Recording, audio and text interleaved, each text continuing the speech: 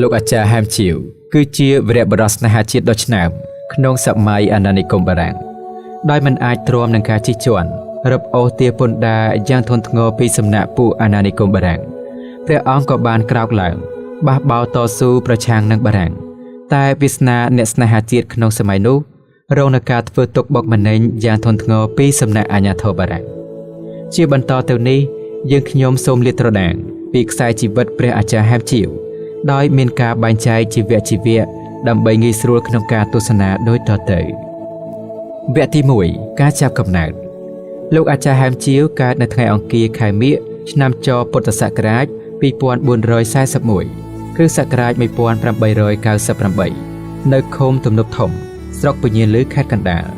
ឪពុកឈ្មោះហែមធ្វើជាមេស្រុកម្ដាយឈ្មោះទីវមានបងប្អូន4នាក់គឺឈ្មោះហែមលីហែមហួតនាងហែមសុចនិងនាងហែមសាយឯលោកហែមជាវជាកូនទី2បន្ទាប់ពីហែមលីវគ្គទី2ជីវភាពកុមារ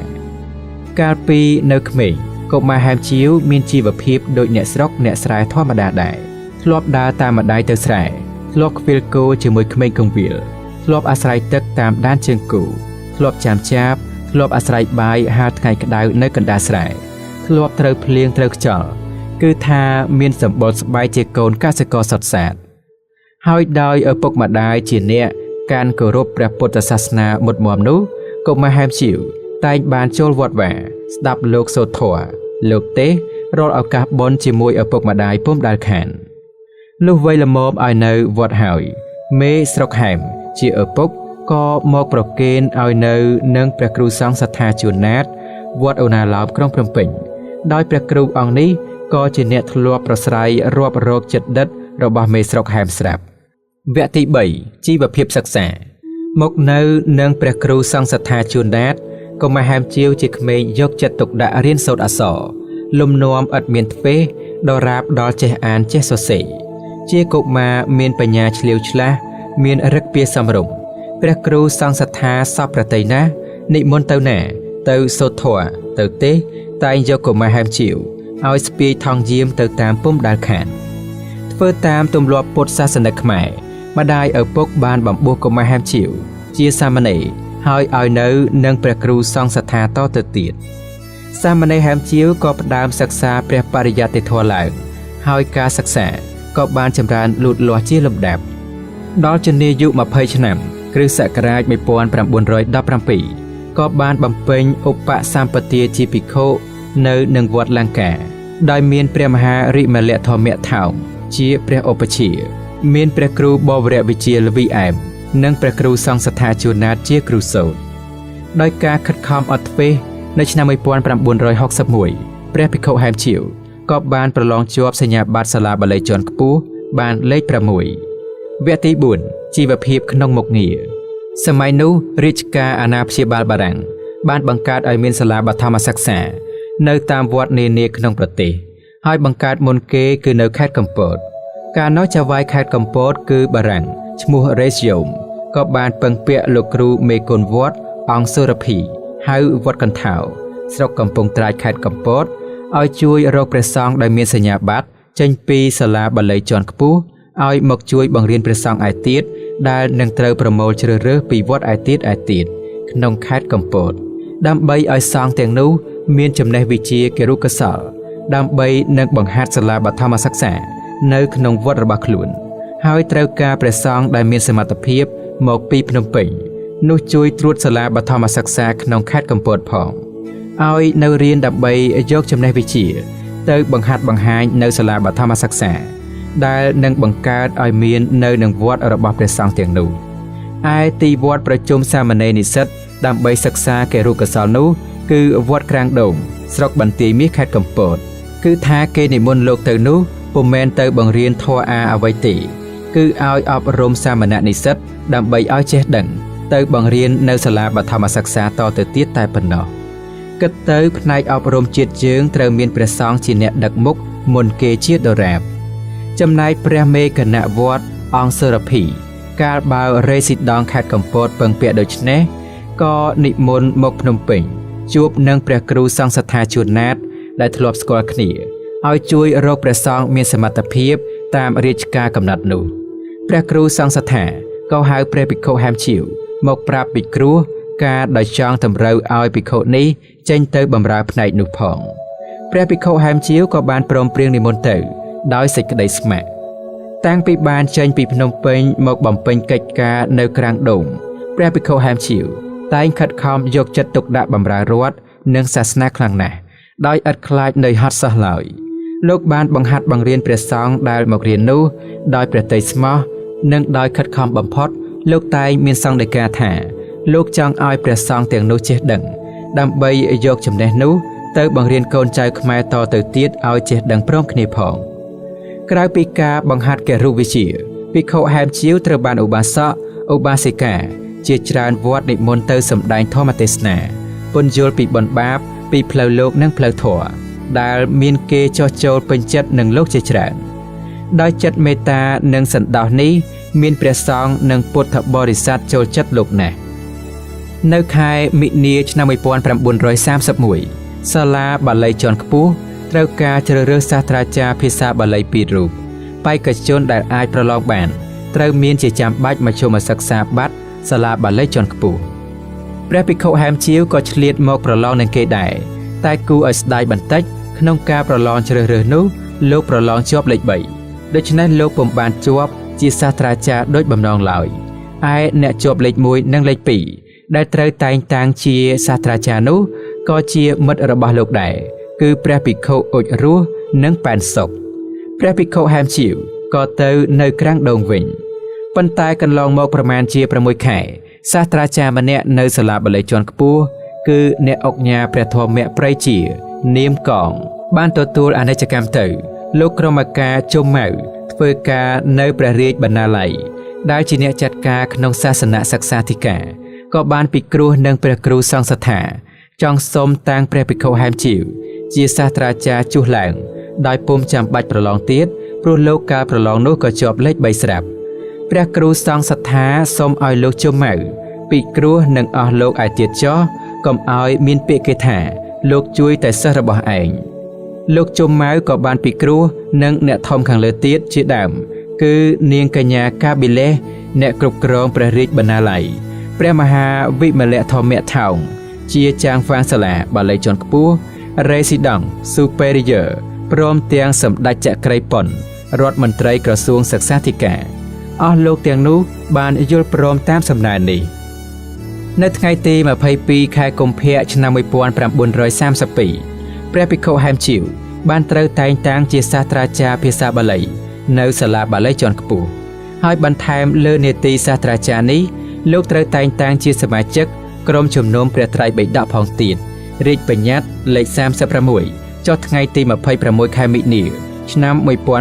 1932ក្នុងចំនួនលួងស៊ីសុវត្ថិមនីវង្សនិង Resident Superior Silver កាលបានធ្វើជាសាស្ត្រាចារ្យនៅសាលាបាលីជាន់ខ្ពស់ហើយលោកក៏បានមានមិត្តភ័ក្តិជាអ្នកចេះដឹងកាន់តែច្រើនជាពិសេសបាននៅចិត្តព្រះសង្ឃកំពូលចំនួននោះផងដែលរឹតតែធ្វើឲ្យលោកមានចំណេះដឹងទូទៅកាន់តែប្រសើរឡើងម្យ៉ាងទៀតការបង្ហាត់បង្រៀនសិស្សក៏អាចឲ្យលោកមានការពិសោធន៍ជ្រាលជ្រៅថែមទៀតសាស្ត្រាចារ្យសម័យនោះគេហៅខ្លីថាអាចារ្យលោកអាចារ្យហែមជាវមានគេស្គាល់ដោយច្រើន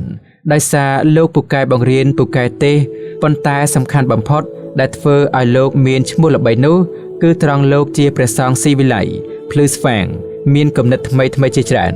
ពោលឲ្យចំទៅគឺថាលោកជឿនលឿនស្រឡាញ់ឯករាជ្យស្រុកទេសហ៊ាននិយាយហ៊ានថាដែលសម័យនោះគេពុំសូវហ៊ានលោកអាចារ្យហែមជាវមានរូបលក្ខណៈស្មាធំចង្កេះរាវថ្ងាសទូលាយថ្កៀមថ្លែនសំឡេងក្រាងក្រអៅមូលក្រលួចជាអ្នកមានវោហារបានមាត់បានកគេចូលចិត្តសម្ដីលោកណាស់លោកមានកិរិយាស្រគត់ស្រគំហើយមានបរិមណ្ឌលសមរម្យមិនរយីរយារឹកវាថ្លៃថ្នូរនិងសង្ហាលោកជាអ្នកមានអនាម័យវគ្គទី5និស្ស័យគំនិតកលោកអាចារ្យហែមជាវមានគំនិតជឿនលឿននិយមចូលចិត្តដឹងស្ថានភាពពិភពលោកចូលចិត្តអានសារព័ត៌មានទស្សនាវដ្តីជាភាសាថៃនិងកាសែតបារាំងមានកាសែត La Vérité Opinion Impartiale និង Prêt Second ឯសារព័ត៌មាននិងទស្សនាវដ្តីជាតិយើងពុំទាន់មានទេមានតែសារព័ត៌មាននគរវត្ត ដែលចាប់ចេញផ្សាយពីឆ្នាំ 1936 ដែលដឹកនាំដោយលោកសឺងុកថាញ់ប៉ាឈឿនសឹមវ៉ាឯទស្សនាវដ្តីគ្មានសោះសម័យនោះប្រជាជនពិភពអារ៉ាប់និងអាហ្វ្រិកដែលនៅក្រោមអាណានិគមបារាំងចេះតែមានគំនិតបះបោរទាមទារយកឯករាជ្យហើយមេអាណានិគមនិយមនេះតែងតែប្រើកម្លាំងអាវុធបង្ក្រាបប្រទេសទាំងនោះដំណឹងទាំងនេះនាំឲ្យលោកអាចារ្យហែមជាវមានគំនិតកាន់ជើងជួយគិតវាសនាប្រទេសតូចតាចទាំងនោះរួចផ្គូផ្គងមកនឹងប្រទេសខ្មែរដែលនៅក្រោមអំណាចបារាំងផងដែរលោកតែងនិយាយស្ងាត់កំបាំងថាបារាំងជាអ្នកជិះជាន់គេលោកអាចារ្យហែមជាវមានមិត្តបារាំងម្នាក់ឈ្មោះម៉ាពីនូដែលចេះតែនិយាយពីរឿងនយោបាយសកលលោកប្រាប់ហាក់ដូចជារឹតតែបំភ្លឺលោកឲ្យកាន់តែភ្លឺឡើងថែមទៀតសម័យនោះផងដែរបារាំងនិងអាល្លឺម៉ង់ផ្ដើមច្បាំងគ្នាលោកអាចារ្យហែមជាវបានតាមដានព្រឹត្តិការណ៍នោះរាល់ថ្ងៃហើយបើឃើញព័ត៌មានថាទ័ពបារាំងចាញ់អាល្លឺម៉ង់លោករមែងមានពុតដីកាប្រាប់សិស្សគណៈថាបារាំងអន់ណាស់អាល្លឺម៉ង់ទៅពូកែសម័យនោះប្រទេសយើងនៅក្រោមអំណាចបារាំងមន្ត្រីខ្មែរភាគច្រើនសឹងតែចូលចិត្តបារាំងគប់គុណបារាំងដើម្បីបន្សាក់គេមិនត្រូវការនឹងរឿងរំដោះស្រុកទេអ្វីទេប៉ុន្តែធ្វើឲ្យអស់លោកទាំងនោះមិនសប្បាយចិត្តគេគួយក្នុងចិត្តថាលោកអាចារ្យហែមជាវនេះមានគំនិតប្រឆាំងនឹងបារាំងហើយលោកគ្រូអាចារ្យប៉ែនសុកដែលជាមិត្តភក្តិដឹងថាមានគេមិនសប្បាយចិត្តនឹងព្រះអាចារ្យហែមជាវក៏ប្រាប់រំលឹកព្រះអាចារ្យនេះថាសូមឲ្យលោកប្អូនជាវឯងប្រយ័ត្នមាត់បន្តិចទៅពីព្រោះមានគេសម្គាល់ថាយើងប្រឆាំងនឹងបារាំងប្រយ័ត្នកិច្ចបារាំងគេយកការបានគេនឹងចាប់ទៅធ្វើទោសតែលោកអាចារ្យហែមជាវឆ្លើយតបវិញថាលោកបងសុកឯងបើមិនហ៊ាននិយាយនៅឲ្យស្ងៀមទៅបើមិនជួយជោគជួយចៅកុំយកជើងរាទឹកនៅឲ្យស្ងៀមចាំឆ្អិនសឹមស៊ីទៅសម័យនេះត្រូវតែហ៊ាននិយាយខ្លះដាស់គ្នាឲ្យយល់ពីរឿងពិភពលោកគេភ្ញាក់ផ្អើលខ្លះហើយយើងត្រូវបើកភ្នែកមើលគេខ្លះផងលោកអាចារ្យសុកក៏នៅស្ងៀមខ្លាចព្រះអាចារ្យហែមជាវបន្ទោសលោកអាចារ្យហែមជាវមានសិស្សចំណិតមួយរូបគឺលោកនួនឌួងមាននិស្ស័យដូចលោកដែរខដោយនិស្ស័យគំនិតជាអ្នកបដិវត្តដែលសម័យនោះគេមិនដឹងនឹងឲ្យឈ្មោះហៅដូចម្ដេចផងលោកអាចារ្យហែមជាវតែងតែចង់ឃើញស្រុកទេសចេញផុតពីចំណោះគេចង់ឃើញការតស៊ូរបស់ប្រជាជនខ្មែរដើម្បីឯករាជ្យដូច្នេះទេសនាក្នុងទីណាក៏ដោយពោលអ្វីក៏ដោយច្រើនតែផ្អៀងទៅលើការរំលឹកដាស់តឿនពុទ្ធបរិស័ទឲ្យយល់រឿងជាតិនោះជាដរាបធម្មទេសនារបស់លោកមានច្រើនតែរឿងអវិរិយៈព្យាយាមកុំឲ្យខ្ជិលច្រអូសលោកថាការខ្ជិលច្រអូសបណ្ដែតបណ្ដោយប្រចាំគេប្រចាំឯនោះគឺជាទោសនាំឲ្យខ្លួនធ្លាក់ទៅក្នុងទាសភាពដោយត្រង់តែម្ដងលោកចូលចិត្តយកពាក្យទាសភាពនេះមកវែកញែកណាស់ហើយផ្គូផ្គងប្រៀបធៀបជារបៀបដាស់តឿនសម្រាប់ស្រុកទេសផងលោកមានពុទ្ធដីកាជារឿយៗថាយើងរាល់គ្នានៅក្នុងវដ្តសង្សារនេះសឹងស្ថិតនៅក្នុងអានុភាពរបស់កិលេសគ្រប់គ្នាយើងជាទាសកររបស់កិលេសគ្រប់គ្នាទាសភាពនេះជាទម្ងន់សង្កត់ជីវិតមួយជាន់ទៅហើយប៉ុន្តែធ្វើដូចម្ដេចបើយើងនៅត្រាំក្នុងអន្លង់វដ្តសង្សារដូចនេះទៅហើយនឹងកិច្ចទៅណារួចយើងទ្រាំចុះប៉ុន្តែបើយើងនេះឯងសុខចិត្តប្រគល់ខ្លួនជាទាសកររបស់មនុស្សដូចគ្នាទៀតនោះការនេះគួរឲ្យស្ដាយពេកណាស់យើងដូចជាសត្វធាតុតែម្ដងយើងមិនគួរទទួលទម្ងន់ទាសភាពនេះមកទូរែកទៀតសោះលោកអាចារ្យហែមជាវបានរំលឹកសិស្សគណៈថាកើតមកជាមនុស្សត្រូវមានការព្យាយាមតស៊ូកុំអស់សង្ឃឹមឲ្យសោះអំពីរឿងព្យាយាមអវិរិយៈលោកឧស្សាហ៍នាំព្រះជនុជាដកមកដំណើរណាស់ស្ទើរគ្រប់រឿងដែលត្រូវទេសនាដើម្បីពន្យល់អ្នកស្ដាប់ឲ្យកើតគំនិតព្យាយាមឡើងលោកពោលថាព្រះជនុពោធិសត្វលោកពុំលះបង់វិរិយភាពឡើយសូម្បីលេចសំពៅវង្វេងកោះត្រោយឃើញមុខជាស្លាប់កណ្ដាលសមុទ្រនោះដូចម្ដេចក៏លោកនៅតែតាំងស្មារតីត្រដោះហែលតទៅទៀតថែមទាំងឆ្លៀតខ្ពុលមាត់សម្អាតធ្មេញទន្ទិញធម៌អធិដ្ឋានពេលព្រះច័ន្ទពេញបរមីដែលលោកមើលពីក្នុងសមុទ្រទៅគឺលោកមានអវិរិយភាពមាំណាស់ពុំបណ្ដាលឲ្យការអស់សង្ឃឹមមកទាញយកសង្ខារលោកឡើយនោះរឿងមហាជនុនៅក្នុងលំហសមុទ្រម្ដេចក៏គង់លោកខំទាល់តែបានសម្រេចលុះយើងរាល់គ្នានៅលើគោកត្រលៀងម្ដេចក៏ខ្ជិលម្ដេចក៏ដាក់ធុរៈចំពោះកិច្ចការម្ដេចក៏ចាំវាសនាមកដឹកមុខរួចពីពោលដូច្នេះព្រះអាចារ្យហែមជាវក៏ពោលបញ្ឈៀងមករឿងស្រុកទេសដែលរាល់គ្នាត្រូវព្យាយាម រចនាឲ្យប្រសើរថ្លៃថ្លាឡើងទី4ប្រការមួយទៀតលោកចូលចិត្តទេសនារំលឹកដាស់តឿនប្រជាជនខ្មែរឲ្យមានគំនិតភ្លឺថ្លាលះបង់ទម្លាប់អាក្រក់នៅក្នុងសង្គមផងសម័យនោះខ្មែរយើងនៅមានទម្លាប់មួយយ៉ាងក្នុងរឿងរៀបចំកូនឲ្យមានគូស្រករគឺម្ដាយឪពុកខាងស្រីចូលចិត្តឲ្យកូនប្រសាបំរុងការមកនៅបម្រើខ្លួនជួនកាលបង្គាប់ឲ្យខាងប្រុសធ្វើផ្ទះក្បឿងគ្រឿងស្រឡៅ 3-4 ខ្នងឲ្យខ្លួនការបង្គាប់ដូច្នេះលោកយល់ថាជាអយុត្តិធម៌ពេកណាស់ហើយខុសនឹងសង្ឃហធម៌ផងព្រោះម្ដាយឪពុកត្រូវមានសង្ឃហធម៌ចំពោះកូនមិនថាប្រុសមិនថាស្រីទេគឺសង្គ្រោះស្រឡាញ់ស្មើគ្នាបើយើងគៀបសង្កត់តែទៅលើកូនប្រុសដូច្នេះហាក់យើងមិនពេញចិត្តកូនប្រុសសោះកូនប្រុសនោះពុំមែនមានតែខាងគេទេយើងក៏មានដែរហើយបើយើងមិនព្រមនាំគ្នាជំរុះទម្លាប់នេះចេញទេកូនប្រុសយើងក៏ត្រូវធ្ងន់កដែរពេលដែលទៅស្ដីដណ្ដឹងកូនស្រីគេនោះម្យ៉ាងទៀតការគៀបសង្កត់ខ្លាំងពេកគឺបង្គាប់ខ្លាំងពេករហូតដល់ខាងប្រុសគ្នាធ្លាក់ប្រដុនប្រដាប់នោះវាមិនមែនវេទនាតែខាងប្រុសនោះទេខាងកូនស្រីយើងឯនេះក៏ត្រូវវេទនាទៅផងដែរ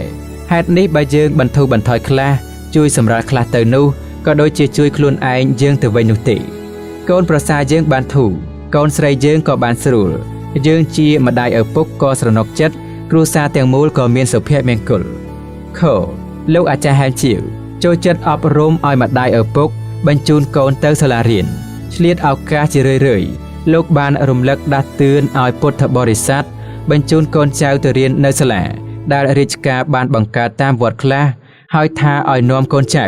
ឲ្យទៅរៀននៅក្រុងផងទៅដោយសូមផ្ដាំផ្ញើទុកនឹងលោកសង្ឃលោកតែងថាការចេះដឹងជាពន្លឺធំណាស់កាលណាយើងល្ងងបីដូចជាភ្នែកងងឹតចេះតែដើរទៅពៀនត្រោកពៀនត្រាក់សម័យនោះប្រជាជនខ្មែរយើងពុំសូវឲ្យកូនទៅរៀនសូត្រនៅសាលាទេយល់ថាសាលានោះជាសាលាបារាំងរៀនទៅពួកបារាំងកែនយកទៅធ្វើទាហានលោកគ្រូអាចារ្យហែមជាវតែងតែជួយពន្យល់បំបត្តិកម្លាចនោះចេញជារឿយៗក្រៅពីនេះលោកអាចារ្យហែមជាវតែងតែគិតដល់សុខភាពនៃអ្នកភូមិផងនៅតាមភូមិស្រុកដែលលោកបាននិមន្តទៅដល់បើឃើញក្មេងខ្មាំងឯណាមិនស្អាតប្រឡាក់ប្រឡូសលោកតែងតែនាំទៅនិទានជាឧទាហរណ៍ឲ្យអ្នកឯទៀតសម្អាតកូនចៅដោយរំលឹកថាតែមានការកខ្វក់ការប្រឡាក់ប្រឡូសនឹងនាំឲ្យមានរោគមានជំងឺហើយបើមានជំងឺផងទៀតនឹងឆ្លងស្លាប់អស់ទាំងភូមិមិនខានលោកថាខ្មែរយើងស្លាប់ដោយជំងឺឆ្លងនេះច្រើនលើកមកហើយតាំងពីសម័យឧដុង្គមកស្លាប់ដោយរោគអុតអាសន្នរោគអហិរតរោគស្ទើររលែងពីស្រុកលោកថាខ្មែរយើងមានគ្នាតិចផងបើស្លាប់ដោយរោគរាតត្បាតស្ទើរពីរដូច្នេះទៀតមុខគូឲ្យស្ដាយពន់ពេកណាស់លោកសូមឲ្យពុទ្ធបរិស័ទសម្អាតកូនចៅនិងរូបកាយជៀសវាងជំងឺផងទស្សនៈចំពោះសង្គមជាមួយនឹងជីវភាពសង្គមសម័យនោះលោកអាចារ្យហែមជាវតែងតែទាស់ព្រះទ័យយ៉ាងខ្លាំងព្រោះមិនឃើញមានជនជាតិខ្មែរស្រវាស្រទិញរៀនវិជ្ជាបច្ចេកទេសអ្វីសោះសម័យនោះពួកយន្តការីធ្វើឡានធ្វើម៉ាស៊ីនអ្វីសុទ្ធតែជនជាតិយួនសូម្បីអ្នកតខ្សែភ្លើងក៏ជាជនជាតិយួនដែរខ្មែរគ្មានម្នាក់សោះលោកចង់ឲ្យខ្មែរយើងចេះដឹងវិជ្ជាផ្នែកនេះណាស់ព្រោះដូចជាយ៉ាប់ពេកខ្មែរម្ចាស់ស្រុកហើយទៅពឹងគេឲ្យធ្វើការជួសសពបើរឿងជួសជុលឡានតខ្សែភ្លើងអ្វីដូចនេះដោយគំនិតនេះលោកអាចារ្យហែមជាវក៏ចាត់ឲ្យកូនសិស្សលោកជាច្រើននាក់ទៅរៀននៅសាលាដែកនិងរៀនរឿងខ្ចៅខ្ចងម៉ាស៊ីនភ្លើងគ្រឿងភ្លើងនេះមានឈ្មោះប៉ោជាដើមដែលក្រោយមកចេះដឹងគ្រាន់បើគ្រឿងម៉ាស៊ីនរថយន្តផ្សេងឈ្មោះប៉ោនេះតែងខ្ចីឡានគេបើកជូនលោកអាចារ្យ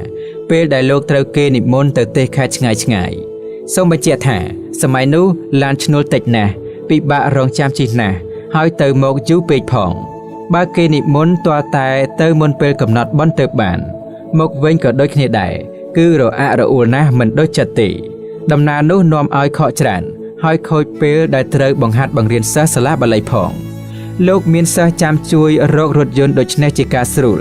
ចង់និមន្តទៅថ្មម៉ានក៏បានមកវិញថ្មម៉ានក៏បានមិនខាតពេលធ្វើការនៅភ្នំពេញឯណោះព្រះអាចារ្យហែមជាវត្រូវគេនិមន្តខ្វាត់ខ្វែងសម្បើមណាស់និមន្តទេសនិមន្តឲ្យទៅជួយរៀបចំបុណ្យសឹងតែគ្មានលុះអាទិត្យលោកជាអ្នកពូកែចាត់ចែងរៀបចំបុណ្យអ្វីក៏ដោយបុណ្យខ្មោចបុណ្យផ្កាបុណ្យកឋិនបុណ្យជាទម្លាប់របស់ខ្មែរកាលបុណ្យសពញោមព្រះអាចារ្យប៉ែនសុកជាមិត្តនោះ ក៏មានលោកអាចារ្យហែមជាវជាអ្នកជួយដែរសម័យនោះគេត្រូវការលោកសម្បើមណាស់ឈ្មោះលោកក៏កាន់តែលេចលឺខ្លាំងឡើងនៅក្នុងប្រទេសសម័យនោះគេល្បីថាសិស្សរបស់ព្រះគ្រូសង្ឃសត្ថាជួនណាតពូកែទេសនិងចេះដឹងសម្បើមណាស់លុះព្រះគ្រូសង្ឃសត្ថាឡើងងារជាព្រះពុទ្ធឃោសាចារ្យព្រះអាចារ្យហែមជាវក៏បានងារជាព្រះបាឡាត់ឃោសនិករបស់ព្រះពុទ្ធឃោសាចារ្យតមកកាលនោះលោកគង់នៅជាមួយនឹងព្រះពុទ្ធឃោសាចារ្យកត់ជាមួយគ្នាគឺកត់មួយស្ថិតនៅខាងក្រោយមហាកត់សម្ដេចព្រះសង្ឃរាជនាវត្តអូណាឡោមសពថ្ងៃនេះឆលោកគ្រូអាចារ្យហែមជាវជាអ្នកដឹងគុណមេត្តាបិតាខ្លាំងណាស់លោកឧបត្ថម្ភមេត្តាបិតាដោយសេចក្តីគោរពម្យ៉ាងវិញទៀតចំពោះព្រះពុទ្ធឃោសាចារ្យជួនណាតជាគ្រូនោះក៏លោកគ្រូអាចារ្យហែមជាវគោរពប្រណិប័តណាស់លោកបម្រើគ្រូតាមតែគ្រូត្រូវការក្នុងសម័យមួយនោះឆ្នាំ1939មានលោកគ្រូចៅអធិការមួយអង្គនាមអោកអោមចង់បានសិភៅធម៌មួយមុខក្នុងការដែលលោករៀបចំធ្វើបុណ្យមួយលោកក៏បានអារាធនាព្រះពុទ្ធឃោសាចារ្យរៀបរៀងធម៌នោះឡើងដើម្បីលោកនឹងយកទៅបោះពុម្ពចែកជាធម្មទានក្នុងពេលបុណ្យដោយមានការមមាញឹកពេកក្នុងឋានៈលោកជាចាងហ្វាងរងសាលាបល័យជាន់ខ្ពស់ពុំមានពេលនឹងរៀបចំបានព្រះពុទ្ធឃោសាចារ្យជួនណាតក៏ប្រគល់ភារៈឲ្យព្រះបាឡាត់ឃោសនិកហែមជាវរៀបចំធម៌នោះព្រះអាចារ្យហែមជាវក៏ទទួលភារៈធ្វើដោយសេចក្តីគោរពពេលនោះលោកឆ្លៀតសម្បើមណាស់ព្រោះលោកក៏រវល់ណាស់ដែរអត្ថបទធម៌ដែលលោករៀបរៀងនោះមានចំណងជើងថាទានកថាដែលនិយាយដោយពិស្ដារអំពីការឲ្យទានឈ្មោះទានរបៀបឲ្យទាននិងអានិសង្សរបស់ទានអត្ថបទធម៌នោះត្រូវបានពុទ្ធសាសនបណ្ឌិតបោះពុម្ពផ្សាយតាំងពីឆ្នាំ1939នោះដល់គ្រានេះចូលព្រះអាចារ្យហែមជាវចូលចិត្តធ្វើទានព្រះអាចារ្យហែមជាវពុំមែនជាអ្នកសន្សំមានបានអ្វីឡើយប្រកាសដែលលោកបានមកពីទេសនាឬបានមកពីគេប្រកេនផ្សេងលោករមែងចែករំលែកឲ្យសិស្សគណៈនិងអ្នកក្រលំបាកដែលលោកបានប្រទះក្នុងធម្មទេសនារបស់លោករមែងរំលឹកដាស់តឿនថៅកែកហបតីអ្នកមានឲ្យមានសទ្ធាជ្រះថ្លាក្នុងការឲ្យទានឲ្យអ្នកមានចិត្តសន្តោសមេត្តាចំពោះអ្នកក្ររួចលោកឆ្លៀតបញ្យលមនុស្សឲ្យមានសមភាពភាទរភាពឲ្យមានការរាប់រកគ្នាទៅវិញទៅមកកុំប្រកាន់ពូជពងខ្ពស់ទាបមានក្រលោកយល់ថាមនុស្សកើតមកមានវេទនារម្មណ៍ដូចគ្នាមានសម្រែកគំលានដូចគ្នាមានចំណង់ចង់បានសុខសប្បាយដូចគ្នាដូច្នេះត្រូវតែមនុស្សផ្ដល់សង្គ្រោះចំពោះគ្នានិងគ្នាផងជាការពិតដែលបង្ហាញនៅគំនិតរបស់លោកនេះនៅក្នុងសៀវភៅទានកថា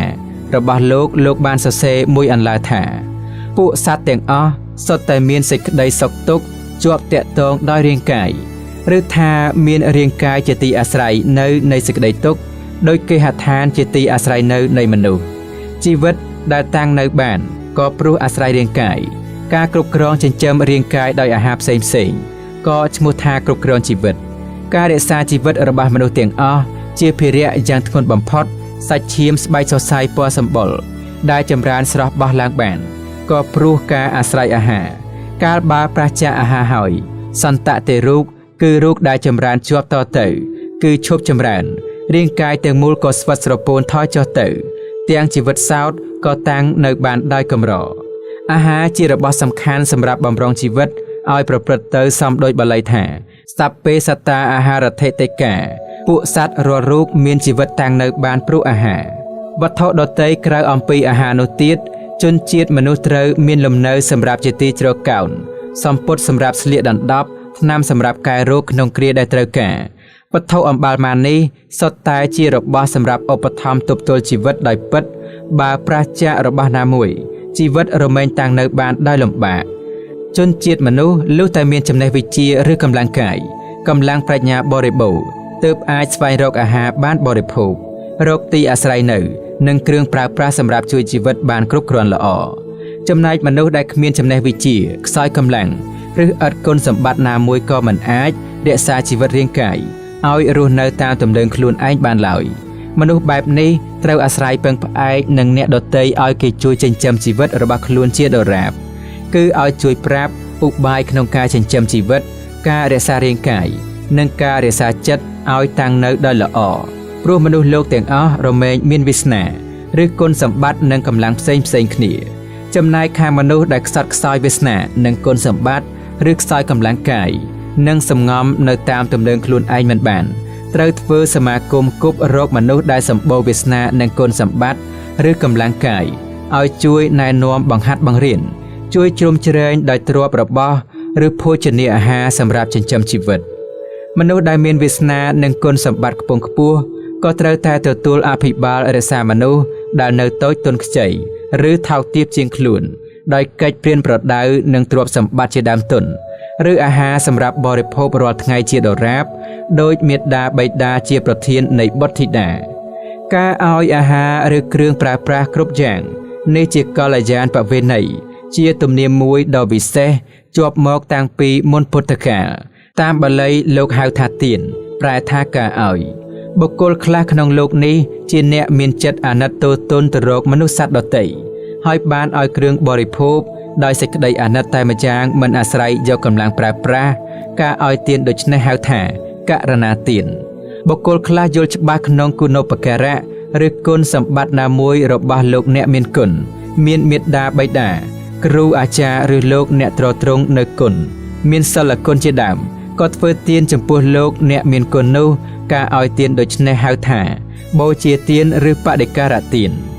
មនុស្សពួកខ្លះជាអ្នកមានចិត្តទូលាយចង់ឲ្យប្រយោជន៍ឲ្យសេចក្តីសុខសេចក្តីចម្រើនដល់អ្នកដទៃដែលជាញាតិសាលោហិតឬមិត្តសម្លាញ់ឬក៏ជាមនុស្សរួមជាតិជាមួយគ្នាដែលល្មមទទួលអំណោយការសង្គ្រោះបាន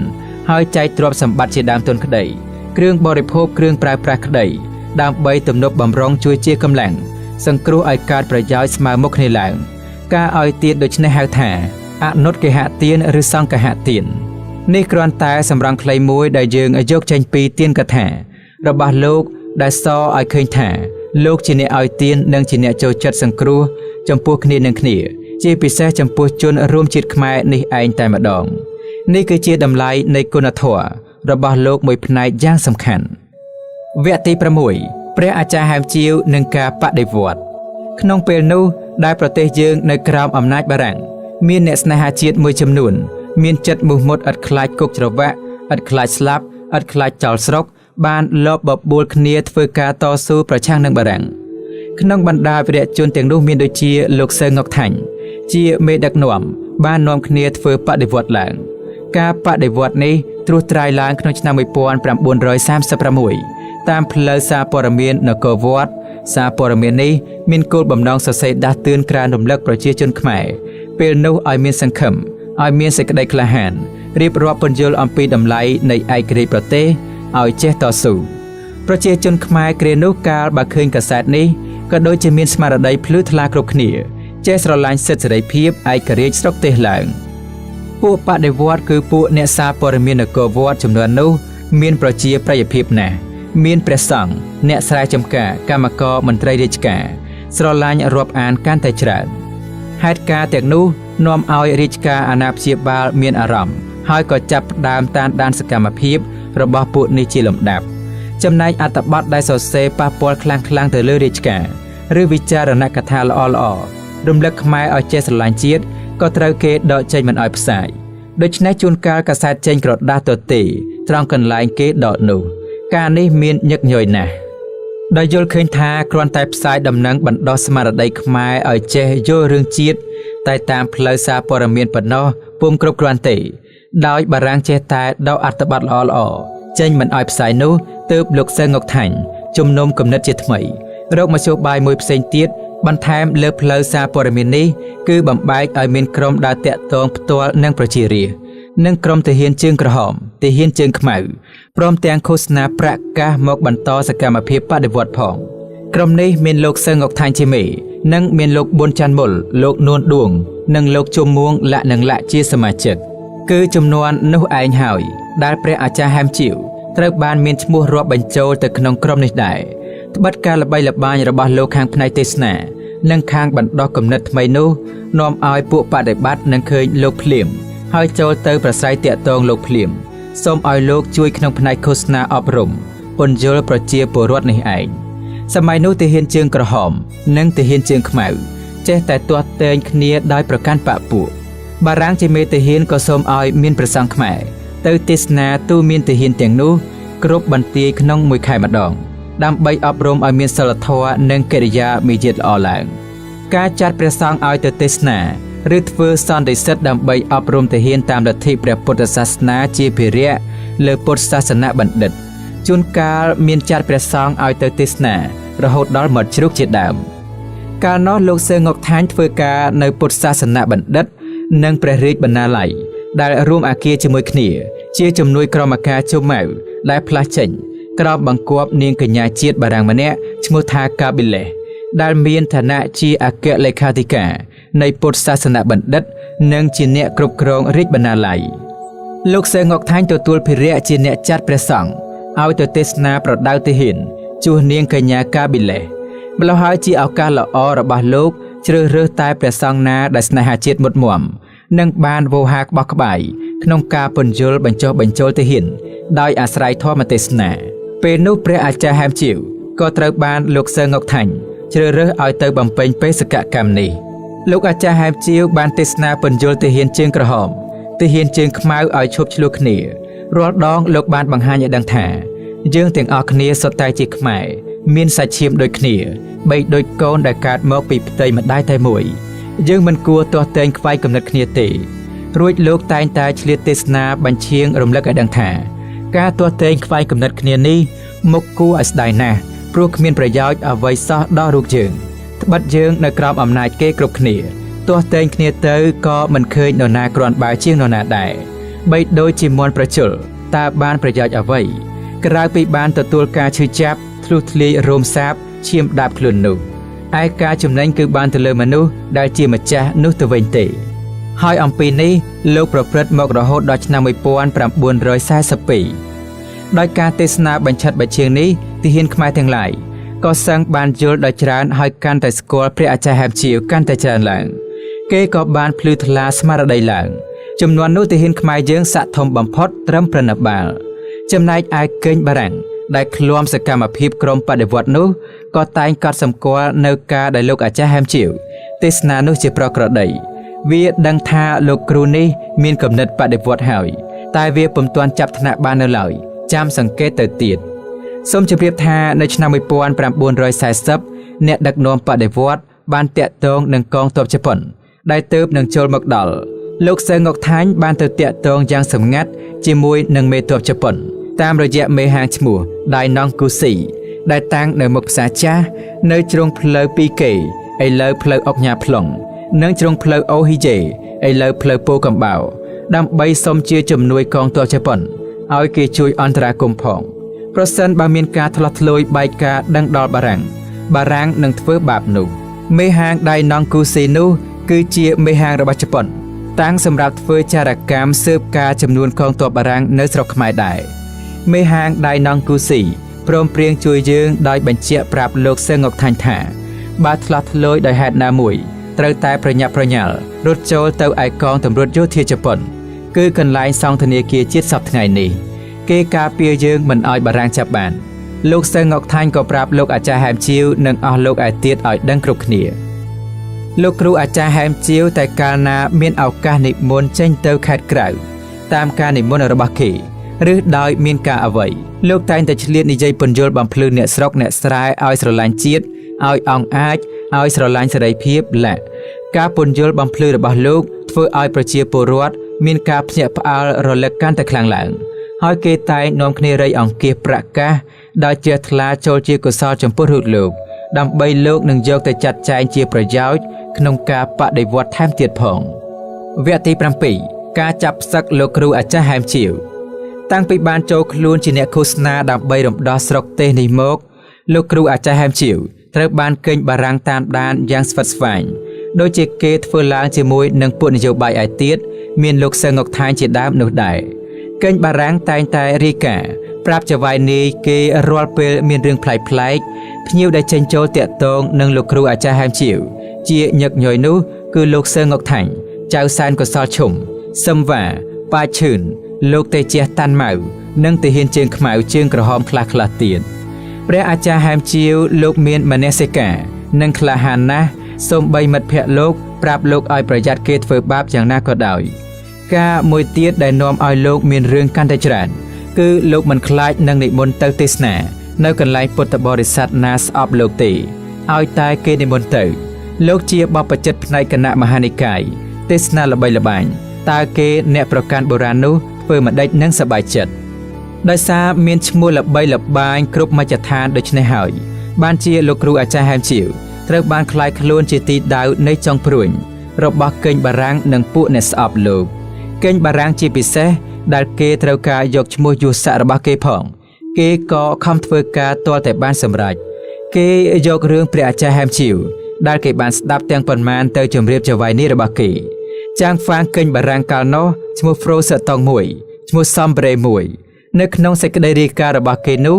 គឺថាលោកគ្រូអាចារ្យហែមជាវជាមេដឹកនាំទាហាននិងរាជខ្មែរឲ្យបះបោរប្រឆាំងបារាំងគ្រានោះគេក៏ចាត់ទាហានខ្មែរចំនួន15នាក់ឲ្យចាំចាប់ដោយស្ងាត់កុំឲ្យបែកការនៅថ្ងៃទី17ខែកក្កដាឆ្នាំ1942ពេលព្រឹកនៅនាយកដ្ឋានរដ្ឋមន្ត្រីគេឃើញចាងហ្វាងកិច្ចម្នាក់និងលេខាធិការខ្មែរ2នាក់ទៀតកាន់សំណុំរឿងមួយដុំផងបានរាយការណ៍ជម្រាបលោកអឹងអ៊ីនាយករដ្ឋមន្ត្រីព្រមទាំងលោកទាសានរដ្ឋមន្ត្រីក្រសួងមហាផ្ទៃនិងធម្មការនិងមន្ត្រីឯទៀតក្រោយដែលបានជំនុំគ្នាមកលោកទាសានបានបញ្ជាទៅលោកជុំមួងដែលពេលនោះធ្វើជាលេខាធិការក្រមបង្គាប់លោកឲ្យទៅនិមន្តលោកគ្រូហែមជាវមកលោកជុំមួងក៏ទៅវត្តអូណាឡោមជួបនឹងលោកគ្រូអាចារ្យហែមជាវហើយទូលនិមន្តតាមលោករដ្ឋមន្ត្រីប្រើព្រះអាចារ្យហែមជាវនឹកប្លែកដែរសួរទៅលោកជុំមួងថាតើលោករដ្ឋមន្ត្រីឲ្យនិមន្តទៅមានការអ្វីលោកជុំមួងក៏ទូលតាមដំណើរដែលបានឃើញបារាំងមកជំនុំតែពុំបានដឹងជារឿងអ្វីក្រោយដែលបានចូលទៅបំពេញកិច្ចការនៅរោងពុម្ពសារព័ត៌មាននគរវត្តរួចលោកគ្រូអាចារ្យហែមជាវនិងលោកជុំមួងក៏ធ្វើដំណើរមកនៅតាមផ្លូវព្រះអាចារ្យហែមជាវមានពុទ្ធដីកានិងលោកជុំមួងថាប្រហែលជាគេនិមន្តទៅនេះដើម្បីសួរព័ត៌មានសកម្មភាពរបស់យើងហើយបើគេសួរយើងឆ្លើយប្រកែកថាតែមិនដឹងទៅរួចលោកមានពុទ្ធដីកាទៀតថាលោកសើងុកថាញ់មានផ្ដាំនឹងអាត្មាថាបើបារាំងវាដឹងរឿងត្រូវប្រញាប់រត់ចូលទៅឯមន្ទីរកងអាវុធហត្ថជប៉ុនទៅទើបរួចខ្លួនលោកអាចារ្យហែមជាវនិងលោកជុំមួងយល់ថាច្បាស់ជាបារាំងវាដឹងរឿងសម្ងាត់ខ្លះហើយពេលនេះប្រហែលជាពុំទាន់ធ្វើអ្វីទេវាគ្រាន់តែហៅទៅសួរទេមើលទៅលោកអាចារ្យហែមជាវនិងលោកជុំមួងទៅដល់សាលសន្និសីទគណៈរដ្ឋមន្ត្រីលោកគ្រូអាចារ្យហែមជាវចូលតែមួយអង្គលោកទៅក្នុងកន្លែងប្រជុំក៏ជួបនឹងអស់លោកបារាំងនិងខ្មែរកំពុងរងចាំលោកពុំទាន់បានសាកសួរដូចម្ដេចផងស្រាប់តែលោកទាសាននិយាយមកថា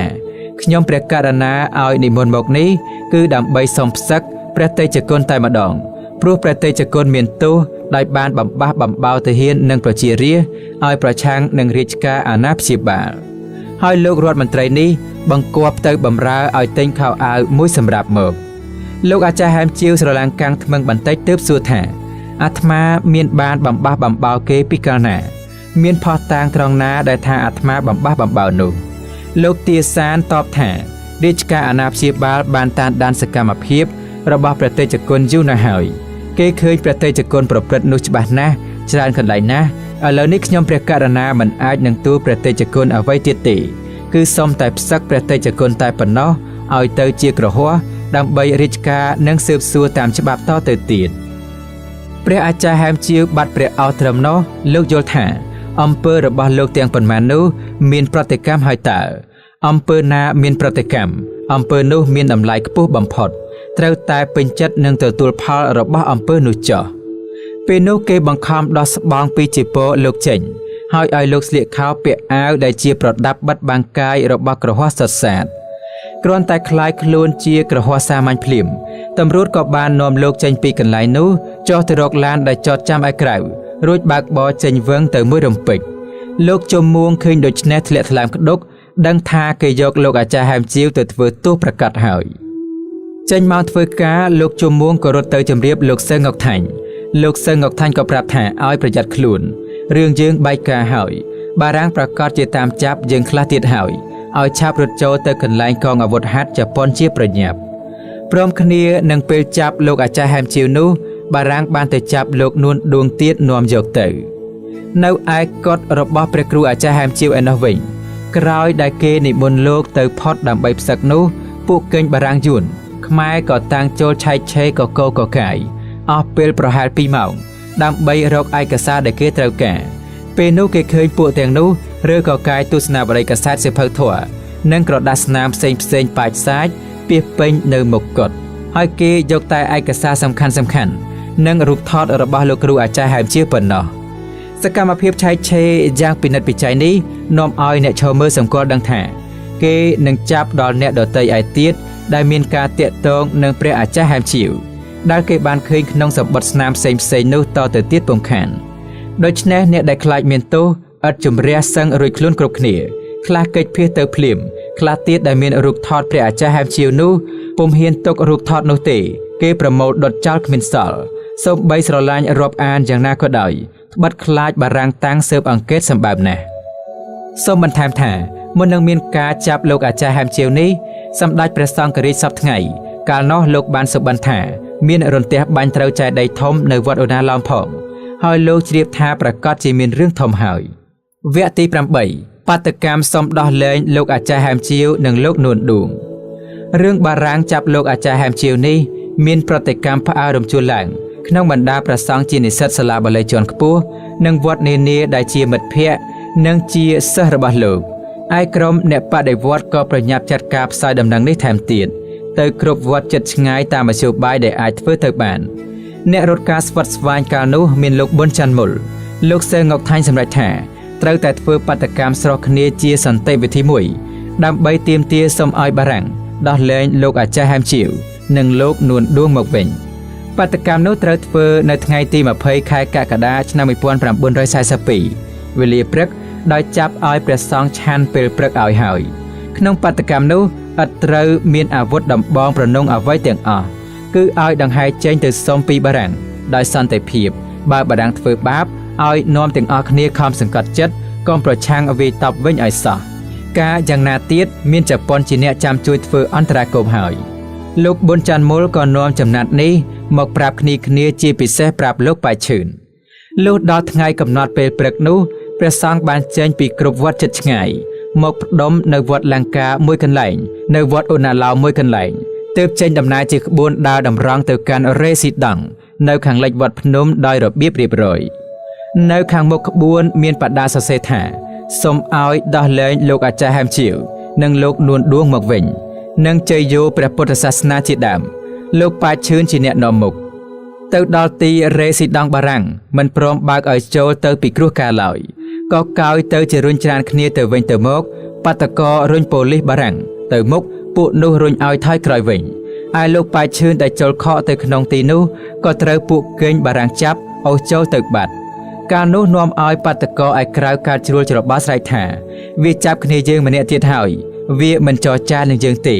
ត្រូវចូលទៅរំដោះគ្នាយើងមកវិញទើបរុញជំរុលទៅយកតែខ្លាំងមែនទែនធ្លាយរបាំងមួយផ្នែកពួកបារាំងអត់ទ្រាំពុំបានក៏តាំងច្រានមកវិញដោយប្រើដំបងមកលើបាតកោតែម្ដងពួកបាតកោមានការឈឺចាប់ក៏សន្ធាប់ទៅវិញដោយវាយពួកនោះនឹងកូនតឹងព្រះសង្ឃខ្លះក៏បុកនឹងចុងឆាត់ត្រូវក្បាលបារាំងបែកឈាមរហាមមួយរំពេចបាតកម្មនេះคล้ายដោយស្វ័យប្រវត្តិជាអធិករប្រកាសប្រចាក់គ្នាដោយកម្លាំងពេញបន្ទុកពួកបារាំងនៅខាងក្នុងក៏ប្រញាប់និយាយទូរស័ព្ទហៅគ្នាគេបន្ថែមជំនួយរំពេចនោះទម្រួតអាវុធគ្រប់ដៃចំនួន2ឡានមកដល់ភ្លាមពួកបាតកោឃើញថាតស៊ូមិនឈ្នះក៏តាំងដោះដៃរត់ចេញពួកប្រដាប់អាវុធបំបែកហ្វូងបាតកោបានតាំងដេញចាប់បាតកោប្រងព្រាតព្រះសង្ឃក៏តាំងបែកខ្ញែកខ្លះចោលឆាតខ្លះចោលស្បង់កិច្ចតែអាត្មាខ្លាចបារាំងចាប់បាតកម្មថ្ងៃនោះត្រូវកងកម្លាំងរំលាយទៅឯពួកទម្រួតយោធាជប៉ុនក៏មិនហ៊ានជួយអ្វីដែរព្រោះខុសគម្រោងការដែលថាឲ្យធ្វើបាតកម្មដោយសន្តិភាពនោះអស់ទៅហើយអ្នករួមបាតកម្មមេគេត្រូវបារាំងចាប់តទៅទៀតខ្លះរត់រួចទៅនៅឯវត្តស្រែចម្ការខ្លះរបត់ទៅស្រុកសៀមខ្លះត្រូវបារាំងចាប់បានក្នុងកាលក្រោយមកដូចជាលោកប៊ុនច័ន្ទមុលព្រះភិក្ខុប៉ាងខាត់ជាដើមការរំជើបរំជួលនេះនាំឲ្យរដ្ឋបាលអាណាព្យាបាលបិទសាលាបាលីជាន់ខ្ពស់នៅថ្ងៃទី18ខែសីហាឆ្នាំ1942ទៅហើយបើកឡើងវិញនៅថ្ងៃទី1ខែធ្នូឆ្នាំ1942បន្ទាប់ពីបានចាត់ការឲ្យលោកសង្ឃមានរបៀបរៀបរយហើយនោះវគ្គទី9អ្នកទស្សនយោបាយនិងគុកលោកអាចារ្យហែមជាវនិងនួនឌួងនោះត្រូវពួកកេងបារាំងឲ្យយកទៅសាកសួរនៅបុយរកេង ឲ្យថតរូបនិងផ្ដិតដៃទុកក្រោយមកទៀតមានរូបលោកប៉ាឈឿនម្នាក់ទៀតដែលទើបនឹងចាប់បានក្រោយដែលបានសាកសួរហើយគេបញ្ជូនទៅនៅគុកធំទាំងអស់គ្នានៅក្នុងគុកធំមានទុក្ខវេទនាណាស់រកពាក្យថ្លែងពុំបានគេដាក់ខ្នោះដេកផ្ទាល់នឹងឥដ្ឋក្នុងបន្ទប់ងងឹតឈឹងពេលបាយទឹកអាហារទាំងអស់សុទ្ធសឹងតែផ្អូមចានដាក់បាយនោះគឺជាចំណោកដែលគេធ្លាប់ជោគលាមកនៅតាមបង្អួចបង្គន់គេយកចានរបៀបនេះមកដាក់បាយឲ្យបរិភោគលោកអាចារ្យហែមជាវលោកពុំទទួលទានល្ងាចទេដោយប្រកាន់ខ្លួនថាជាសង្ឃដដែលនៅក្នុងគុកធំនោះមានសេចក្តីវេទនាស្មើថានរករងទារុណកម្មនៅទីនោះប្រមាណ10ថ្ងៃទើបគេបញ្ចេញហើយគេដាក់ខ្នោះដៃនាំឡើងរថយន្តមួយចេញទៅទាំង3នាក់នេះមិនដឹងជាគេនាំទៅណាទៀតទេស្រាប់តែរថយន្តនោះឈប់នៅកំពង់ផែកប៉ាល់ក្រុមទ័ពពីយើនៅមុខផ្ទះលោក Resident Superior ដែលឥឡូវនេះជាវិមាននៃរាជរដ្ឋាភិបាលដល់មកត្រង់នេះទើបរាល់គ្នាភ្ញាក់ព្រឺតដឹងថាគេបញ្ជូនទៅព្រៃនគរហើយគេឲ្យចុះពីលើរថយន្តហើយបណ្ដាចុះកប៉ាល់គេឲ្យចុះទៅក្នុងក្លឹបកប៉ាល់ដែលងងឹតឈឹងលែងដឹងទិសតំបន់អ្វីទាំងអស់ឯដៃនិងជើងគេដាក់ខ្នោះដដែលអ្នកដែលបារាំងចាប់ទាំងប៉ុន្មានក្នុងរឿងជាមួយគ្នានេះដែលជាប់ឃុំនៅទីដទៃពីគ្នា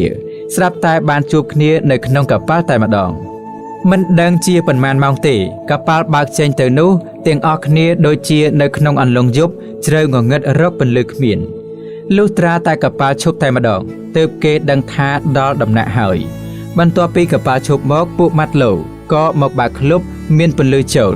គេនាំគ្នាបញ្ចេញអ្នកទាំងអស់គ្នាឲ្យឡើងមកលើរួចបញ្ជូនតាមឡានទៅទៀតទៅឈប់នឹងអគារធំចង្ក្រើងមួយមានផ្លាកសរសេរជាអក្សរបារាំងធំៗថា Prison Central ទើបរាល់គ្នាដឹងថានេះគឺជាគុកធំនៃព្រៃនគរហើយរំពេចនោះគេបណ្ដាលចូលទៅក្នុងគុកនោះភ្លាមគេឲ្យផ្លាស់សម្លៀកបំពាក់ចាស់ចេញឲ្យស្លៀកពាក់ខោអាវខាងគុកគេវិញរួចនាំចូលទៅក្នុងសាលធំនៅជាន់ទី4សាលលេខ3គុកធំនេះមានអគារតូចធំជាច្រើនខ្លះ1ជាន់ខ្លះ2ជាន់អគារដែលធំហើយវែងជាងគេមាន2សង់4ជាន់អគារទាំងអស់ផ្នែកទី1នៃសាលធំគេឲ្យអ្នកទោសខ្មែរនៅឯផ្នែកទី2សម្រាប់អ្នកទោសយួនលោកអាចារ្យហែមជាវលោកនួនដួងលោកប៉ាឈឿនសឹងតែហៅហត់ល្វើយណាស់ទៅហើយនោះត្រូវបញ្ជូនទៅខាងខ្មែរពេលដែលចូលទៅនោះបារាំងជាអ្នកនាំបាននិយាយនឹងខ្មែរម្នាក់ដែលមានរាងមាំក្រអាញរាល់គ្នាដឹងថាប្រហែលជាកម្ពុជារាល់គុកនៅទីនោះនៅក្បែរអ្នកនោះឯងមានអ្នកទោសមាឌធំ 4-5 នាក់ថែមទៀតអមក្នុងពេលអ្នកទាំង3នាក់កំពុងឈរពិនិត្យទៅគេនោះស្រាប់តែមានអ្នកទោសផ្សេងម្នាក់ដើរសសៀមកជិតលោកអាចារ្យហែមជាវហើយខ្សឹបតិចថាណែខ្ញុំអាណិតអ្នកឯងណាស់ខ្ញុំសូមប្រាប់អ្នកឯងឲ្យដឹងខ្លួនមុនកុំឲ្យគេធ្វើបាបទាន់ខ្ញុំសូមប្រាប់ថាអ្នកដែលបារាំងកំពុងនិយាយរកនោះគឺជាកាបូរ៉ាល់ត្រួតត្រាអ្នកទោសខ្មែរគាត់កាចសាហាវណាស់គេហៅគាត់ថាដៃបៀវតាមពាក្យយួនកាបូរ៉ាល់នោះជាខ្មែរកម្ពុជាក្រោមជាទាហានជាប់ទោសយូរហើយពួកអ្នកឯងចូលទៅត្រូវមានការគោរពសំពះគាត់នោះដោយស្ដេចហើយត្រូវពោលពាក្យសុំជ្រកកោនគាត់ផងទើបសុខខ្លួនបើមិនដូច្នោះទេនឹងត្រូវគាត់និងពួកគាត់វិដំច្រំធាក់អត្រាប្រណីឥឡូវនឹងនិយាយប្រាប់ដូច្នេះហើយអ្នកទោសនោះកិច្ចខ្លួនទៅឯព្រះអាចារ្យហែមជាវក៏រហ័សកេះប្រាប់លោកដួនដួងជាសិស្សឲ្យចាំធ្វើតាមពាក្យគេប្រាប់ពេលនោះបារាំងថយទៅវិញការបូរ៉ាល់គុកក៏ហៅមកអ្នកទោសថ្មីទាំង3នាក់លោកនួនដួងចូលមុនគេលុតជង្គង់វាទៅចិត្តលើកដៃសំពះការបូរ៉ាល់នោះសួរដោយទឹកមុខកាចថាឯងមានរឿងអីបានជាមកជាប់គុកលោកនួនដួងឆ្លើយថាសូមទោសលោកគេចោទខ្ញុំថាខ្ញុំបានបះបោរក្បត់បារាំងគ្រាន់តែឮថាក្បត់បារាំងដូច្នេះការបូរ៉ាល់នោះស្រាប់តែស្រែកថាយីឯងក្បត់បារាំងផងចាត់ការទៅកូនយើងគ្រាន់តែឮបញ្ជាដូច្នេះអ្នកទោសអមអង្គគេទាំងប៉ុន្មានអ្នកនោះស្ទុះមកទាំងកំរោលវាយទាត់ធាក់លោកនួនដួងដួលត្រឡប់ត្រលិនរមៀតធ្លាក់ពីថ្នាក់លើតាមជណ្ដើរមកក្រោមសន្លប់ឈឹងលោកអាចារ្យហែមជាវនឹកខ្លោចចិត្តអាណិតសិស្សលុះដល់លោកចូលទៅសំពះនិយាយហោហែថាសូមទោសលោកម្ចាស់ខ្ញុំបាទនេះជាព្រះសង្ឃទេគេផ្សឹកមកព្រោះខ្ញុំទេសនាបញ្ញោប្រជាជនបងប្អូនខ្មែរឲ្យចេះដឹងផ្លូវល្អកេញបារាំងស្អប់ខ្ញុំចោទខ្ញុំថាក្បត់បារាំងទៅសូមលោកមេត្តាផងការបូរ៉ាល់នោះដូចជាភ្ញាក់អ្នកឯងជាព្រះសង្ឃទេខ្ញុំបាទជាលោកសង្ឃឯម្នាក់ទៀតនោះជាសិស្សរបស់ខ្ញុំជាអាចារ្យបង្រៀនមានរឿងដូចខ្ញុំដែរ សូមលោកម្ចាស់មេត្តាផងទៀនប្រុសអូពួកអ្នកឯងជាមនុស្សស្លូតត្រង់ទេមិនមែនជាចៅអីទេអើអញអត់ឱនឲ្យខ្លះទើបការបូរាណនោះបង្គាប់ទៅអង្គរៈទាំងប៉ុន្មានឲ្យជួយលើកលោកនួនឌួងមករត់ច្របាច់ឲ្យដឹងខ្លួនលោកអាចារ្យហែមជាវនិងលោកនួនឌួងត្រូវគេដាក់ឲ្យនៅជាមួយគ្នាឯលោកប៉ាឈឿនគេដាក់នៅកន្លែងផ្សេងកន្លងមកប្រហែល10ថ្ងៃស្រាប់តែឃើញគេបញ្ជូនអ្នកទោសជាគ្នាលោកមកពីភ្នំពេញទៀតគឺមានលោកប៊ុនច័ន្ទមុលនិងព្រះភិក្ខុប៉ាងខាត់ជាដើមលោកអាចារ្យហែមជាវក៏ប្រញាប់និយាយប្រាប់ការបូរាណនោះជាស្រេចថាសូមលោកអាណិតកុំធ្វើបាបអ្នកមកដល់ថ្មីនេះឡើយគេជាគ្នាខ្ញុំមានរឿងរ៉ាវដូចខ្ញុំដែរសូមអាណិតទៅការបូរាណនោះក៏ងក់ក្បាលថាអើមិនអីទេមិនវាយដំច្រំធាក់ទេតែត្រូវធ្វើការជាទម្ងន់ដោយគេឯងធម្មតាអ្នកទោសដែលទៅក្រោយនេះក៏បានធូរខ្លួនបន្តិចដោយសារលោកអាចារ្យជួយនិយាយសម្រួលចំពោះការបូរាណដ៏ឃោឃៅនោះលោកអាចារ្យហែមជាវថ្មីត្បិតតែជាប់ឃុំឃាំងលោកឆ្លៀតប្រាប់អ្នកទោសគ្នាថាឲ្យខំអត់ធ្មត់ទៅយើងជាអ្នកត្រួតត្រាយផ្លូវឲ្យគេដែរហើយរមែងតែពើប្រទះគ្រោះថ្នាក់ដូចនេះឯងលោកអាចារ្យហែមជាវលោកពិសាបាយតែពេលព្រឹកប៉ុណ្ណោះបាយល្ងាចលោកទុកឲ្យអ្នកទោសក្រហមមានលោកប៊ុនច័ន្ទមុលជាដើមវគ្គទី10ថ្ងៃគេកាត់ទោសអ្នកទោសសំខាន់ដែលត្រូវគេហៅទៅកាត់ទោសមុនគេនោះមានរូបលោកអាចារ្យហែមជាវប៉ាឈឿននួនឌួងប៊ុនច័ន្ទមុលបន្ទាប់ពីបានសាកសួរតាមខដែលគេបានថាយើងក្បត់អាណាព្យាបាលនោះហើយគេបានទៅជំនុំគ្នាមួយសន្ទុះហើយចេញមកវិញគេស្រែកប្រកាសទោសឲ្យទាំងអស់គ្នាដឹងឈ្មោះប៉ាឈឿនអ្នកឯងត្រូវទោសប្រហារជីវិតបងឈ្មោះហែមជាវអ្នកឯងត្រូវទោសប្រហារជីវិតឈ្មោះនួនឌួងអ្នកឯងត្រូវទោសប្រហារជីវិតបងឈ្មោះប៊ុនច័ន្ទមុលអ្នកឯងត្រូវទោសជាប់គុក5ឆ្នាំនិងនិរទេស15ឆ្នាំមិនឲ្យចូលស្រុកហើយត្រូវរឹបអូសយកទ្រព្យសម្បត្តិទាំងអស់ក្រោយនោះគេបញ្ជូនទៅគុកធំវិញនៅនឹងគុកធំនោះអស់ពេលជាង2ខែទើបគេបញ្ជូនអ្នកទោសខ្លះទៅកោះត្រឡាចឯលោកទាំង3នោះត្រូវរងចាំស្ដាប់សេចក្តីសម្រេចសម្រាប់ទោសរបស់លោកសេនាប្រមុខពេតាំងប្រមុខរដ្ឋនៃប្រទេសបារាំងជាចុងក្រោយការរងចាំនេះត្រូវរងកម្មយ៉ាងទារុណនៅគុកព្រៃនគរអស់ពេលយ៉ាងយូរក្រៃលែងប្រហែល 6-7 ខែក្រោយមកទើបគេប្រាប់ថាលោកសេនាប្រមុខពេតាំងសម្រាប់ទោសពីប្រហារជីវិតមកត្រឹមទោសអស់មួយជីវិតវិញនៅក្នុងខែមិថុនាឆ្នាំ1943គេបញ្ជូនអ្នកទាំង3ទៅកាន់គុកកោះត្រឡាចវគ្គទី11ជីវិតាវសានរបស់លោកគ្រូអាចារ្យហែមជាវនៅគុកកោះត្រឡាចគេដាក់អ្នកទាំង3នៅក្នុងគុកលេខ4ជាកន្លែងទោសឧក្រិដ្ឋអស់អាយុទាំងអស់គ្នាគុកនោះគេឲ្យអ្នកទោសវិញខ្សែពួរ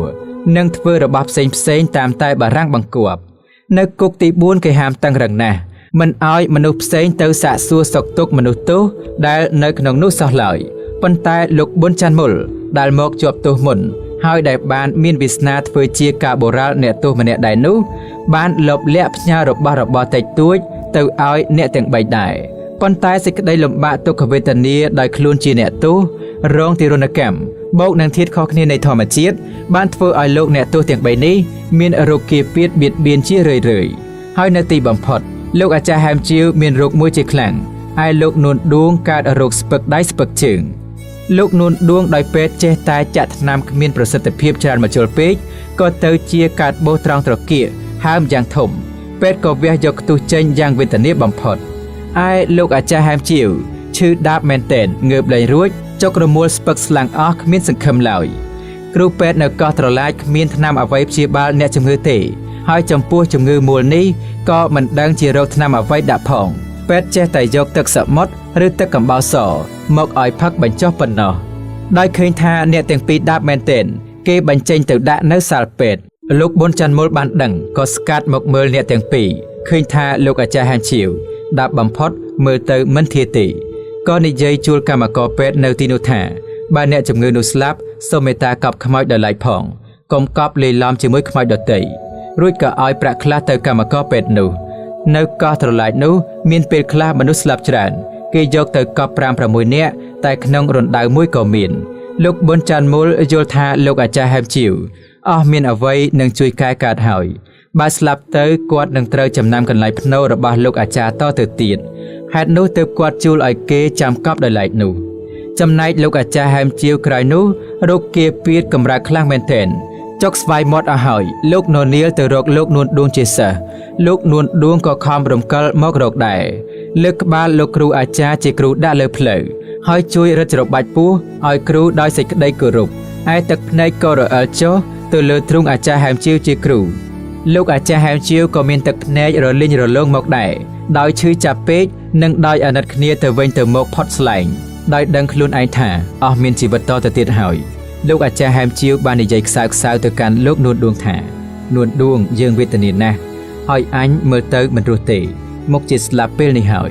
នួនដួងឯងឯក្រោយខំថែខ្លួនបន្តិចទៅក្រែងមានអាយុនឹងចាំមើលព្រឹត្តិការណ៍ស្រុកទេសតទៅទៀត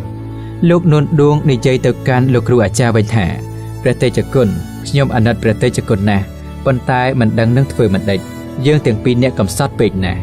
សូមជម្រាបថាលោកនួនដួងហៅលោកអាចារ្យហែមជាវថាព្រះតេជគុណតាមទម្លាប់ខ្លួនជាសិស្សមកជាដរាបលោកអាចារ្យមានស្មារតីរឹងនៅតែនិយាយខ្សៅទាំងចុករមូលមកទៀតបានឯករាជ្យតែម្យ៉ាងប៉ុណ្ណោះលោកនួនដួងអត់តបទៅវិញអ្វីទេចេះតែខំរឹតឲ្យដោយថ្នាក់ថ្នមទីបំផុតលោកគ្រូអាចារ្យក៏សម្លឹងមកសិស្សដោយក្រសែភ្នែកផ្ចិតផ្ចង់រួចលោកក៏រលត់ដង្ហើមទៅក្បាលលោកនៅកោយលើផ្លូវសិស្សដដែលលោកនួនដួងក៏អន់ក្បាលទ្រោបទៅលើទ្រូងគ្រូដោយគោរពទឹកភ្នែកហូររហែងជាថ្មីស្រដីតែម្នាក់ឯងថាអោលោកគ្រូខ្ញុំលោកលាចាកចោលខ្ញុំទៅហើយជាសម្ដីពោពេញទៅដោយក្តីស្រណោះស្រមុតចិត្តឥតថ្លែងបានក្រោយមកពេទ្យក៏ចូលមកយកសាកសពលោកគ្រូអាចារ្យទៅពេលយកសពនេះលោកនួនដួងហូរទឹកភ្នែកម្ដងទៀតលោកតាមមើលឃើញគេយកសពព្រះអាចារ្យទៅដាក់លើកន្ទេលមួយស្អាតហើយរុំនឹងក្រមាថ្មីមួយរួចហើយមានខ្សែចងត្រឹមត្រូវលោកនួនដួងតាមមើលទៀតឃើញគេលើកសពដាក់លើរទេះកង់3រុញយកទៅលោកមើលឃើញតែត្រឹមនេះក៏ដាក់មកចុះមកវិញបិទភ្នែកមួយសន្ទុះផ្ដាច់ខ្សែទឹកភ្នែកដែលធ្លាក់ចុះមកលោកស្រមៃឃើញលោកគ្រូអាចារ្យហែមជាវកាលនៅពីមុនមិនទាន់មានរឿងជាព្រះសង្ឃអង្គអាចវៀងវៃពូកែបង្រៀនធ្វើឲ្យសិស្សរីករាយសប្បាយពូកែទេសនាគេស្ដាប់ត្រៀបត្រាលោកនួនដួងនឹកឃើញការត្រូវបារាំងចាប់ចងស្រមៃឃើញសេចក្តីទុក្ខវេទនាយ៉ាងមហាសាលនៅក្នុងគុកឥឡូវនេះរូបដែលធ្លាប់មានសម្លេងមានឧត្តមគតិនេះត្រូវមករលាយសូន្យចាប់ពីពេលនេះទៅហើយលោកនួនដួងសង្រេចអាណិតលោកគ្រូអស់ពេលយ៉ាងយូរភ្លេចទាំងក្តីឈឺចាប់របស់ខ្លួនផងលុះក្រោយនោះលោកប៊ុនចាន់មុលមកសួរលោកក៏រៀបរាប់តាមដំណើរដែលលោកអាចារ្យហែមជាវបានទទួលមរណភាពនោះលោកប៊ុនចាន់មុលមានទឹកភ្នែកដែររួចថយទៅវិញរំលងមកជាយូរថ្ងៃលោកក៏មកប្រាប់វិញថាលោកបានឲ្យអ្នកទោសយកដុំថ្មធំទៅដាក់ចំណាំភ្នៅអាចារ្យហើយភ្នៅនោះមានលេខ1113រួចលោកប៊ុនចាន់មុលក៏ខំនិយាយលើកទឹកចិត្តរំលឹកលោកនួនដួងថាឲ្យខំកាត់ចិត្តខ្លះទៅកុំកើតទុកពេកនាំឲ្យរោគចិត្តត្រួតថែមលើរោគកាយទៀតជាកុសលដែលលោកនួនដួងបានគង់ជីវិតតមកលោកអ្នកនាងជាទីមេត្រីលោកអាចារ្យហែមជាវបានទទួលមរណភាពក្នុងជំនាយុ45ឆ្នាំនៅចុងឆ្នាំ1943នៅលើកោះត្រឡាចដាច់ស្រយាលមានតែប្រវាលសាគរព័ទ្ធជុំវិញតែស្រមោលឧត្តមគតិនិងគុណធម៌របស់លោកនៅតែរសាត់កាត់រលកមកចាំងផ្ដិតលើដួងចិត្តខ្មែរគ្រប់គ្នាជានិច្ចពុំបានរលប់រលាយទៅតាមពេលវេលាសោះឡើយខ្មែរស្រកនេះនិងស្រកក្រោយនៅតែចាំព្រះនាមលោកចាំសកម្មភាពរបស់លោកហើយរំលឹកគុណលោកជាប្រក្រតីអ្នករៀបរៀងសូមបញ្ជាក់ឲ្យច្បាស់ថាបានជាព្រះអាចារ្យហែមជាវត្រូវយើងតម្កល់ដំកើនព្រោះមកពីលោកជាអ្នកនាំបំភ្លឺផ្លូវក្នុងការកសាងស្រុកខ្មែរឆ្ពោះទៅរកឯករាជ្យក្នុងសម័យដែលស្រុកនេះនៅក្រោមអំណាចបារាំងអាណានិគមនិយមជិះជាន់ធ្វើបាបខ្មែរដោយហេតុតែបានសម្គាល់ថាលោកអាចារ្យហែមជាវមានឧត្តមគតិស្នេហាជាតិហើយមានគុណធម៌ដ៏ប្រសើរនោះទើបគណៈរដ្ឋមន្ត្រីក្រមអធិបតីភាពលោកសេនាប្រមុខលន់នល់ប្រធានាធិបតីនៃសាធារណរដ្ឋខ្មែរក្នុងសម័យប្រជុំកាលពីថ្ងៃទី22ខែមិនិនាឆ្នាំ1972បានសម្រេចរឿងកិច្ចការលោកគ្រូអាចារ្យហែមជាវក្នុងបណ្ដាបញ្ហាដែលដាក់ប្រជុំថារដ្ឋាភិបាលបានទទួលស្គាល់នៅអំពើល្អទាំងឡាយដែលព្រះអាចារ្យហែមជាវបានធ្វើជូនប្រជាជាតិខ្មែរហើយបានសម្រេចថានឹងចាត់ចែងឲ្យបានផ្ទេរធាតុរបស់លោកពីគុកកោះត្រឡាចមករាជធានីភ្នំពេញយើងវិញក្នុងរឿងនេះរដ្ឋាភិបាលចាត់ប្រតិភូខ្មែរដែលមានរូបលោកប៊ុនចាន់មុលជាអ្នកដឹកនាំឲ្យទៅកាន់ប្រទេសយួនខាងត្បូងហួសទៅកោះត្រឡាចស្រាវជ្រាវរកព្រះអធិធាតុព្រះសពព្រះអាចារ្យហែមជាវមកប្រទេសខ្មែរវិញ ហើយធ្វើបន់រំលឹកនិងដំកើងព្រះនាមព្រះសពដែលជាអ្នកមេកំណត់ម្នាក់ក្នុងបដិវត្តន៍ខ្មែរឆ្នាំ1942ដោយតម្កល់ដំកើងឋានៈលោកជារដ្ឋបរិជាតិក្នុងបច្ឆាមរណៈផងដែរ